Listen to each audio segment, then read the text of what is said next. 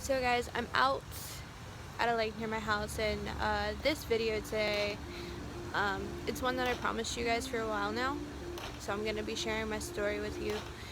Um, so I'm just going to kind of jump into this because there's no really easy way to start telling about your past. There's just not.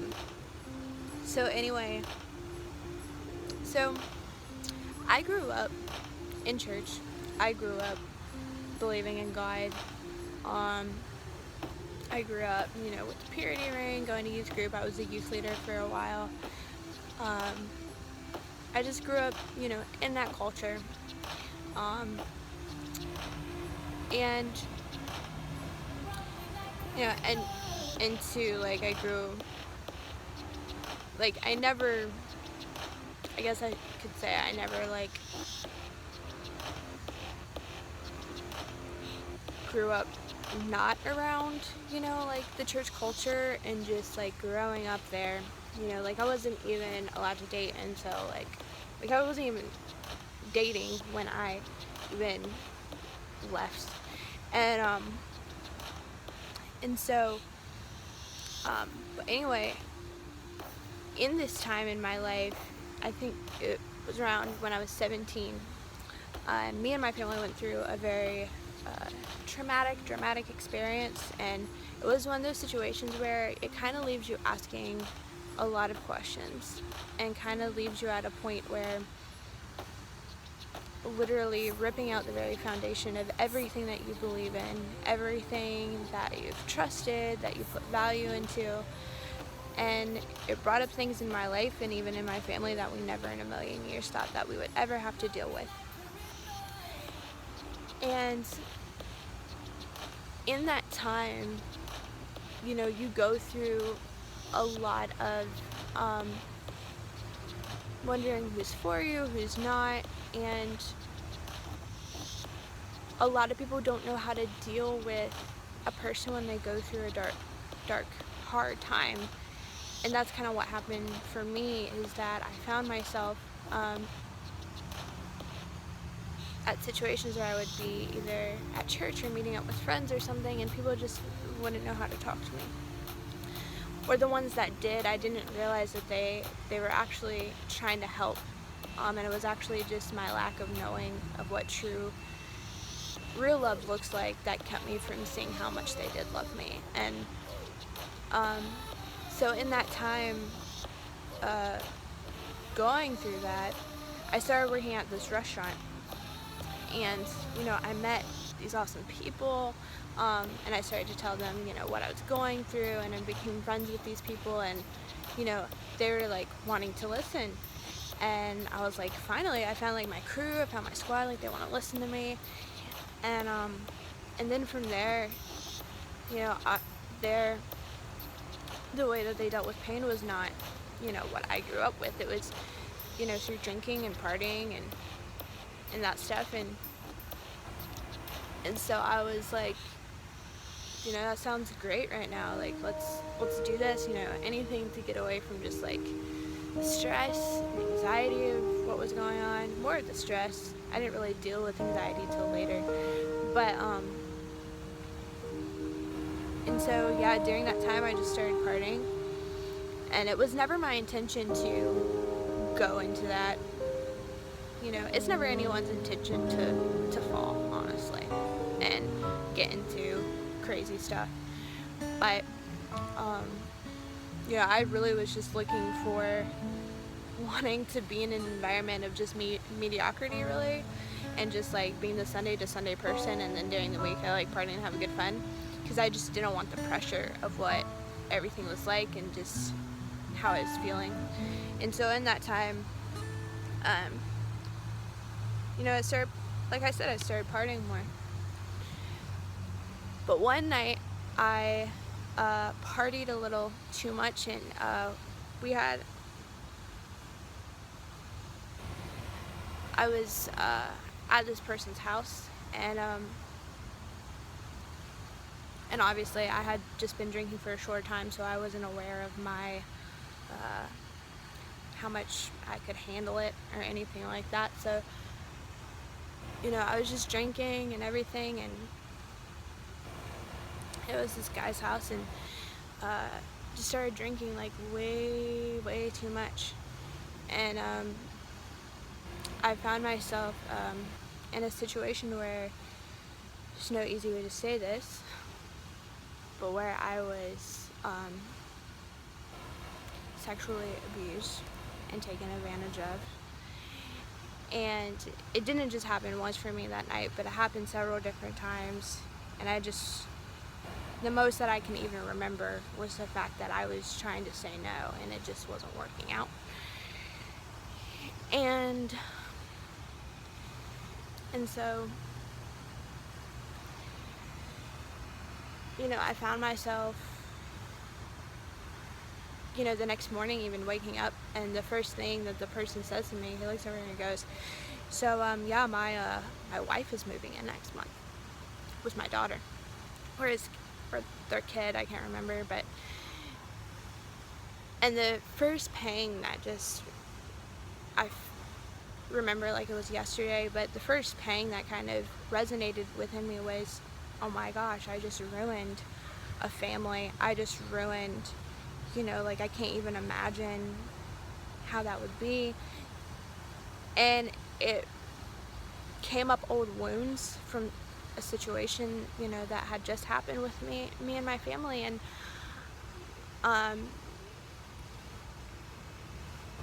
I was like, I can't believe that, you know, I'm doing this. And I felt so much guilt and pain, and just feeling completely violated, and just completely out of senses of what even was going on. And just from there, leaving that situation, obviously I just started drinking more, because I just was like, I don't know how to deal with this. I don't know what's going on. And soon after that, I found out actually that I was pregnant. And finding that out, I immediately was like, oh my gosh, like I don't want this person to be the father to my kid. I don't know even, you know, and just all of it together was just something that you can't prep yourself for. It's just insane, the emotions and just trauma that comes with those types of experiences. And of course I was crying myself to sleep at night, just with this weight on me, and just realizing like, this person is horrible, don't want anything to do with them. Now I'm pregnant with their kid, and I didn't feel like I could tell anyone around me, because that's not how I grew up. Even though my parents are amazing, they would never judge me, but it felt that way in the moment. It felt like there was no one to turn to. And so I, of course, out of stress, I started partying again. And the next thing that happened was I found out that I had a miscarriage. And again, the emotions arose so crazy in me, and the first thing that I thought was, oh my gosh, I killed my baby. I killed it. I'm the reason why. And from that moment too, I felt like, oh my gosh, I don't deserve to even be anyone. Like, how selfish am I? Like, I'm a horrible person. I'm completely selfish. What am I doing? And so again, I started partying more, and in that time I had actually met someone, and we started dating, and they had gone through the same thing that I had with their family. They just were completely understood everything that I was going through. And I was like, you know, in that moment I was like, finally I feel like there's someone who understands me. I feel needed, I feel valued, even if just for the moment. And so I moved in with them, and during that same time I had started working at a guides bar. Place worse than Hooters, I'll tell you that right now. And it was a horrible environment. just expectations out of the wall for how you dress and how you're supposed to be like any of those places are. And, you know, also in that time, just from different experiences, I had also learned that, you know, I'm a girl's girl, and if you want anything out of this life, then you provide for yourself. And I didn't believe that, you know, there was a guy that could actually take care of me. And so, and that was actually good. And so I was like, you know what, if you can't trust guys, if you can only trust yourself, and that they're only good to an extent, then, you know, I'm just gonna seduce my way into getting them to provide for me, you know, and get them to respect me enough in that way to where I can actually make a living for myself and then just do me. And in that same time as well, you know, just having to constantly put on that face all the time of just dealing with all that, I also began to have an eating disorder. And the eating disorder was I just merely lived off of Adderall, Monsters, cigarettes, and coffee. That was kind of like my diet. I would eat every once in a while, but it was never enough to like be a lot. And I just gave into the lie that like, you're only a pretty face, it's only what you bring to the table that matters, and that the rest can be subsided. And that's just how you do it. And that too, that I was finally good at something. I finally found something that I was good at, you know, because slowly after that I became like the hit girl, like one of the best ones on the squad there, like working. Like everybody wanted to see and hear when I was working, and I just honestly kind of got everything I wanted and made the most money out of a lot of the people that worked there, and knew how to work the system. And two, on top of that, you know, after I got to know a lot of people, I started becoming the hit girl in the area, and different guys were like, you know a lot of people, do you want to kind of put in a good word for me when it comes to drugs? And so I became kind of like a hit person for everybody to kind of ebb and flow to. So being in that situation, you know, things kind of just escalated from there. But also in that time, I was going through a very hard time in my relationship, and I actually ended up breaking up with the person. But in that breakup, it was honestly the third time that we had broken up that year. I found myself in one of the deepest, darkest times of my depression yet, and I found myself almost every single night in and out of bars, in and out of houses, house parties. I was drinking a huge one of the big bottles of Jameson in like 2 nights, constantly having music or going to some party because the noise was actually quiet compared to the thoughts in my head. That's how bad it was. That's how bad my depression was. And it was the first time in my life that I thought of suicide. I would have cut myself if it wasn't for the job that I was working, because if they saw that you were cutting yourself, they would have fired you. And so it was the first time that I was like, you know what, I'm done. I can't do this. And I honestly was like, you know what, I can't. So then, the next thing that kind of happened for me was sorry guys, my leg is asleep. The next thing that happened was, after this dark time, I was like, you know what, at least I can escape this situation by money. And so I started getting offers in that time, because I was like, you know what, I'm just gonna make a ton of money and just hit the road. And I started getting offers actually from this one person to come to Myrtle Beach.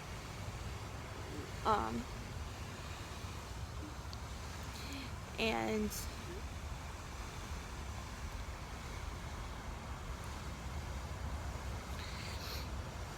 but yeah, to come to Myrtle Beach and actually strip be a stripper. And then on top of that, right around that time, I was also getting offers for nude magazines and doing nude photography photo shoots in the area. Never did them, but it was definitely on the forefront of my mind at the time. And around that time as well, you know, just entering into that depression like crazy, where one night I actually found myself just drank way too much, had about 7 to 8 shots at a bar, and then right after that I found myself at somebody's house and smoked way too much weed, not even conscious of what happened. And it wasn't because I remembered anything that I know these things, but people came up to me over the next 2 days after that and was like, do you even remember what you did? And I didn't.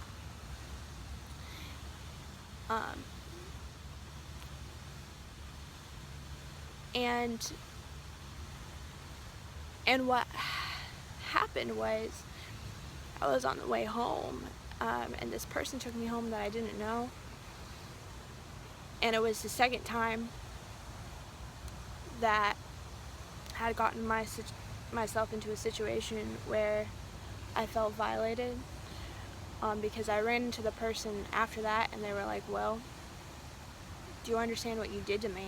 And I was like, I have no idea what you're talking about. And he looks at me and he goes, you started talking to me very inappropriately, and I think it was because you missed your boyfriend, you missed your ex, and then when you got out of the car, you flipped me off. And as soon as I heard that story, I started crying, because for many of you that know me, that is not me at all. I'm not that type of person. And I realized, oh my gosh, my depression is so bad, I have to get a hold of myself. But when you're in a place that dark and you hear something like that, you feel worse about it. It is a wake-up call to an extent, but you almost feel worse about yourself. And so the thought of suicide became even more dominant in my life.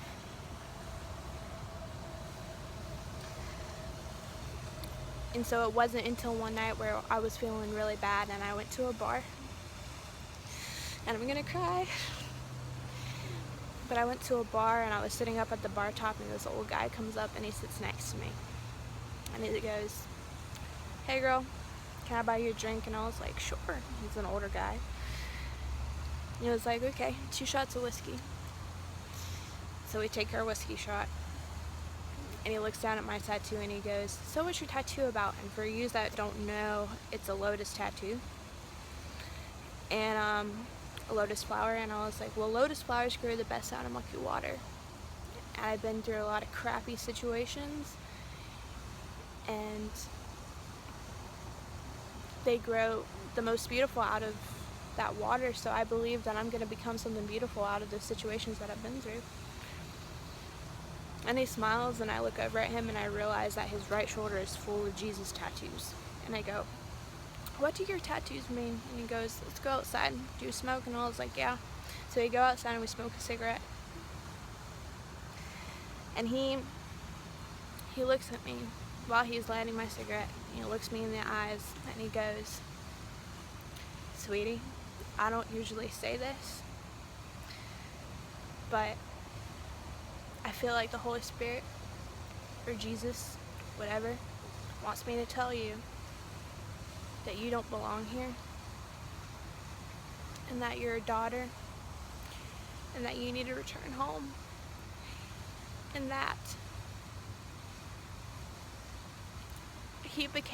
the guy goes, I became a ride or die Christian years ago, riding from bar to bar to tell people about Jesus, but he goes, the thing is about you is that you already know him. And no matter what you go through, he sees you and he loves you.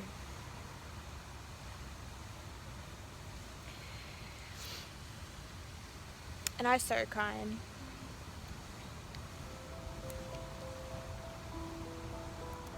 And on my way home that night, obviously I didn't listen to Christian music, didn't listen to worship music, but I put it in my headphones when I got home, and the first song that came on was Bring Me to Life by Evanescence. And I'm going to read it to you guys. sure all of you guys know the song, but it became my anthem, and I screamed it in my room. I did. And it goes, "How can you see into my eyes like open doors, leading you down into my core where I've become so numb without a soul? My spirit sleeping somewhere cold, until you find it there and lead it back home. Wake me up inside, wake me up inside, call my name and save me from my dark. Bid my blood to run before I come undone, save me from the nothing I've become. Now that I know what I'm without, you can't just leave me. Breathe into me and make me real. Bring me to life. Wake me up inside. Wake me up inside. Call my name and save me from my dark. Bid my blood to run before I come undone. Save me from the nothing I've become. Bring me to life. Bring me to life. Frozen inside without your touch, without your love, darling. Only you are my life among the dead. I've been sleeping 1,000 years, it seems.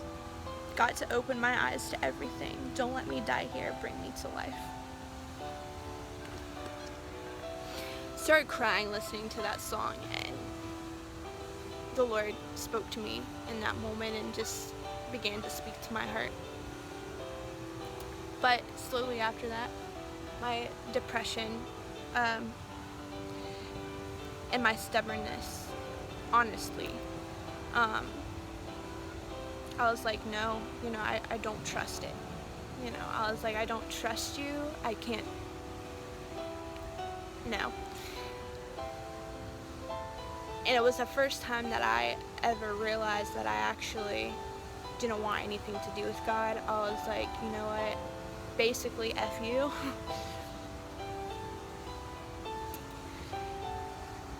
And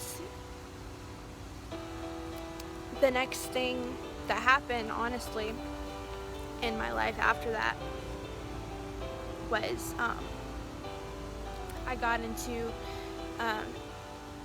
New Ageism, and I started doing that, and I was like, you know what, at least there's good values here, and I started doing New Ageism, and I started getting into yoga, and from there, I was like, finally there, I feel like there's again, people who understand me, understand my value, they understand what I'm talking about, this is it.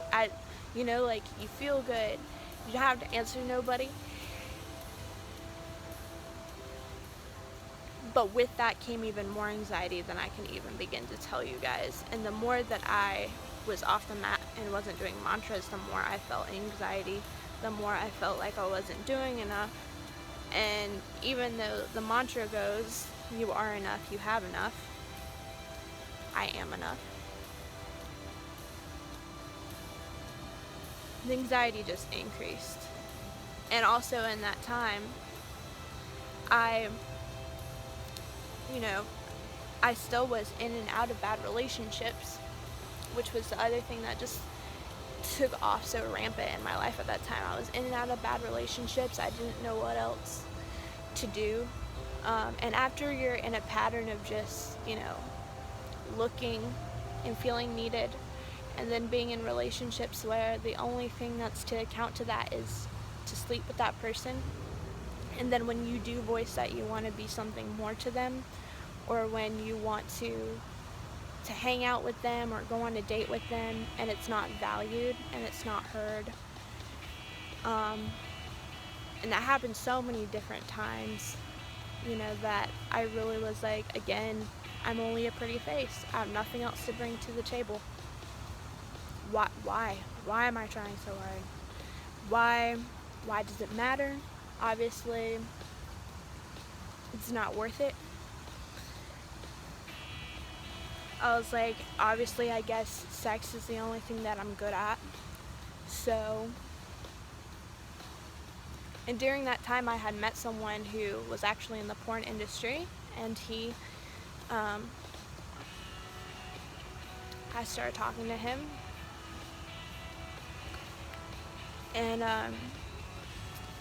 also around that same time, I had gotten fired from both of my jobs, which was insane for me. I never really lost a job. I always quit. And I got fired both. And so I was in a time where I was like, I don't have any money. Obviously, this is like the only thing I'm good at.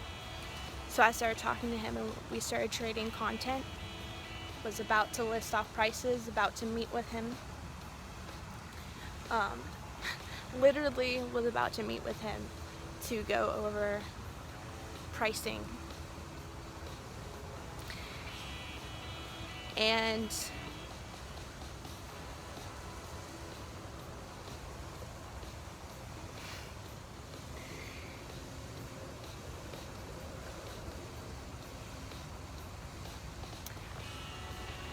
I was so at the end of it. I was also at the middle launching a business for yoga, and that failed terribly. And so I was literally at the end of my rope, and I was on a walk. I remember this like it was yesterday, but I was on a walk, and I was thinking about everything. I was like, I have bills to pay, I have no money left. I just got fired from both of my jobs within a 4 months time period of each other. I might as well just make money and hit the road.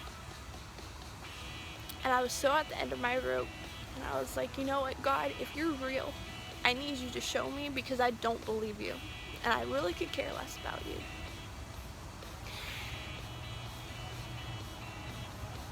And I felt like I almost heard an audible sound, which sounds crazy, but he was like, go home and spend time with me.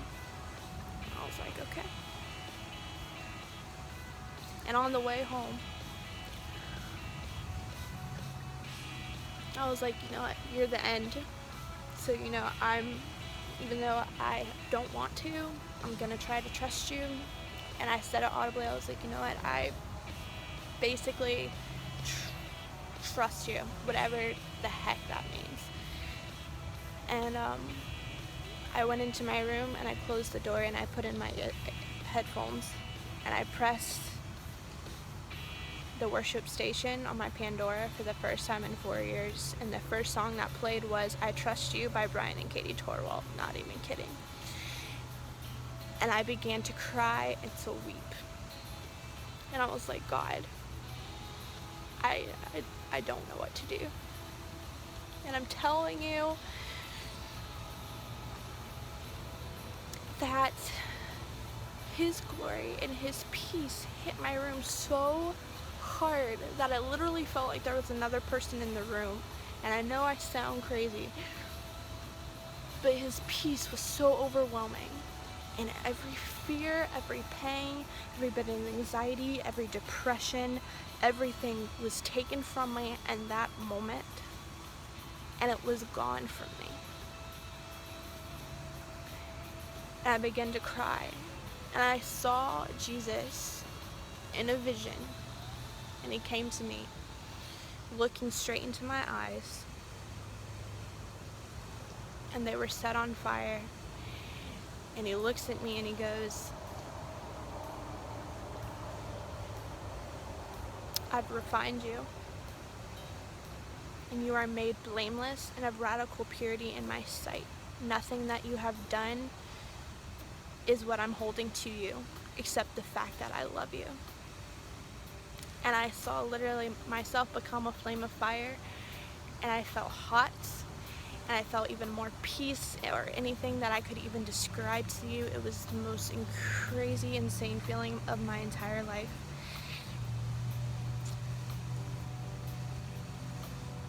And I'm telling you, ever since then, I have not dealt with anxiety. I have not dealt with depression. I've been free of my cigarette addiction for 4 months now. I've not had problems with anything else in my life. After that, God soon provided a job for me, and even in times where I didn't even have any money, there was suddenly money at my door, because He was the provider, and He was constantly providing things for me. Even money, I would go out and people would be paying for my food. They would be paying for my coffee, just random things.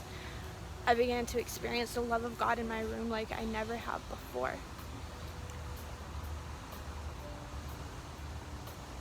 And I'm telling you all this because the other thing is that, you know, if it was a religion where I had to meet a certain goal and to be a certain thing, I would have never come back to God.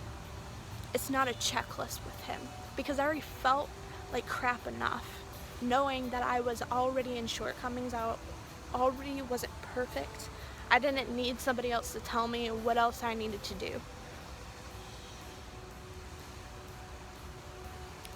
Christianity is not a checklist. It's not a religion. It's someone saying, put your list down, because that doesn't matter, because I've already received you. He pursued me even when I felt like I was neglected. And I see that now. When that guy showed up to me at the bar, it was the Lord. He never left me. He was pursuing me even when I didn't believe him. He was pursuing me when I felt neglected. He was pursuing me when I didn't even want to believe the love that was already surrounding me. He was pursuing me in my pursuit of death.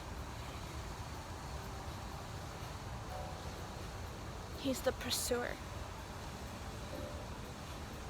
And the thing is with God that I've learned is that he will not fight you to make you come back to him or make you come to him, but he will fight for you and let you know that he's there. But he's not going to make anything come, because he wants you ultimately have the beauty of choice. But within that choice, there comes freedom and love. And the freedom that I'm talking of is not like a freedom where one morning you just decide. It's a freedom that's given to you, and there's nothing that you have to do in order to receive it.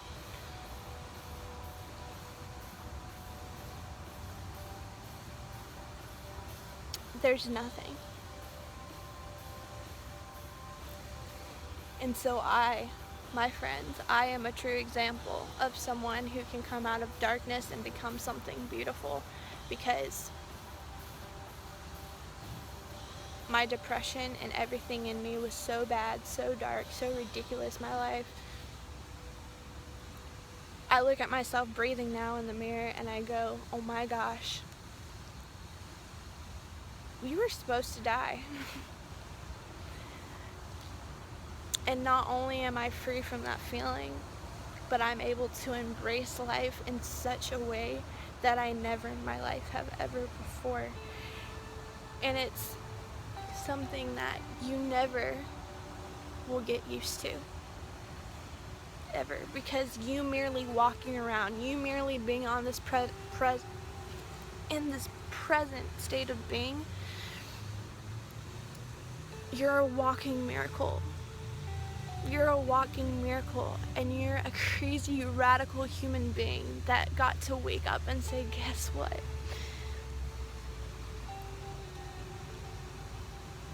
I'm free. I'm free and alive, and I know what that is. Truly, ultimately, without no regret, without thinking anything else, no matter what else has happened, I'm alive.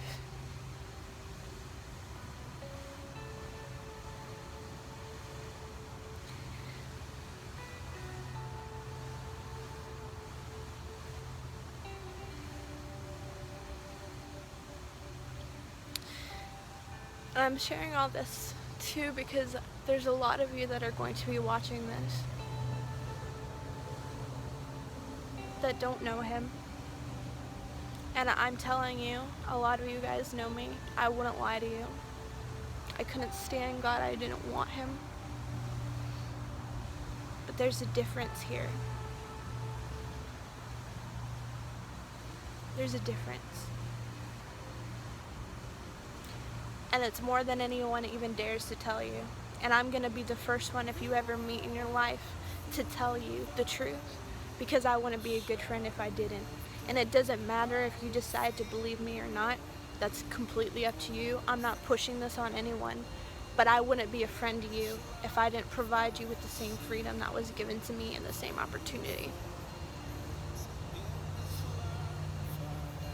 So anyway, all that to say is, and even to you also, just to you guys that do believe in God, the thing that I learned coming back to Christ is that your past, because a lot of you guys are afraid to share your stories, and I'm going to tell you something. Your past is only, I'll say it like this, When I came back to God, I was like, God, I wasted 2 years of my life. This is ridiculous. And he goes, Kassidy, you gotta look at your life in the span of eternity.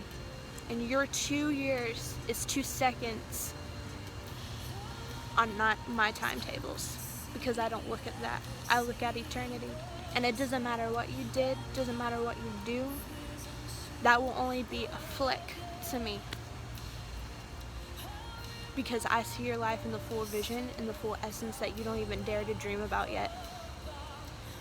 And that's the same for every single one of you. And we have to get ourselves out of the past and look at it in the bigger picture, because we do have a story to tell. And through your story will produce such a breakthrough, even if it's just planting seed, even if it's just encouraging someone or offering hope. The fact that you're a walking miracle, that things have happened in your life and you have overcome, is even more glory and depth and radical just state of being for you to even believe.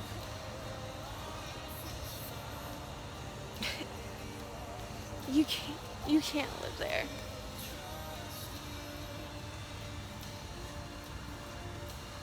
We're amazing, and Christ calls us so, or else he wouldn't have came for us. So anyway, all that to say, I love every single one of you. All of my friends that have watched this, every single one of you, I can't even begin to express, I'm a person that I never thought I would love myself, and now I'm able to love everyone around me and embrace them, because he taught me how to embrace myself by him embracing me first. So anyway, I love every single one of you. You guys are incredible and amazing. Truly. Truly. And Christ loves you. He does. He loves every single one of you. So God, I thank you right now for the amazing beings that are watching this video right now. I thank you for their depth and their capacity to love even if they don't understand it. I thank you, God, right now that they are able to love you in such a way that they can't even comprehend it, because you love them first. And God, I thank you right now for every heart that's watching this to be open and to be ready to embrace true love in all its forms. I bless you guys, and I thank you guys.